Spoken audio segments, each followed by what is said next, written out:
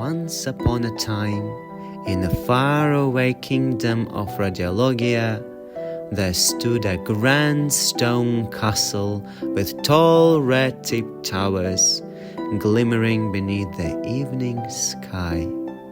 Within those ancient walls lived a wise and elderly sorceress, known not only for her mastery of images and shadows, but for her gentle gift of guiding young minds.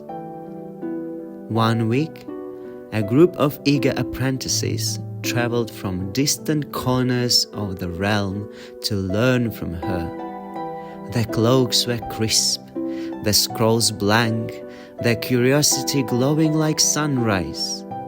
I arrived as a part of a group of observers, travelers, invited to learn from the sorcerer's ways.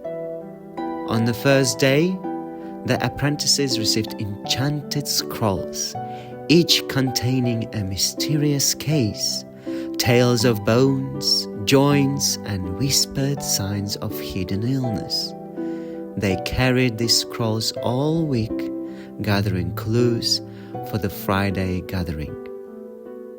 When Friday arrived, we entered the great seminar hall.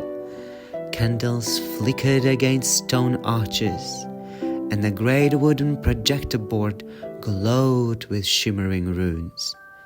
The sorceress invited the first apprentice forward.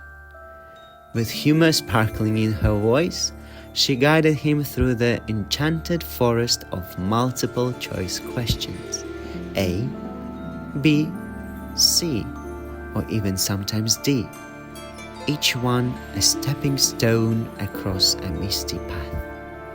When the apprentice hesitated, she never scolded. She simply asked, "What path were you following in your mind?" Her kindness turned mistakes into learning spells, not failures. But I noticed something important. Not all apprentices stepped forward with confidence. Two sat quietly in the shadows, unsure, hesitant. The sorceress tried to draw them in with small smiles, gentle questions, and encouraging glances, but even her magic could not fully open every door. And in that moment I learned, learning is a shared spell. Even the best teacher cannot guide those unwilling to walk with them.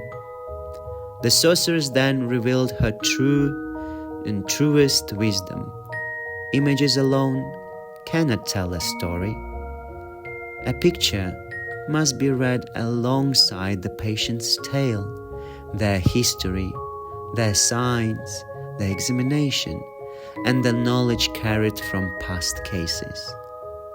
Diagnosis, she said, is not a single spell, but a tapestry.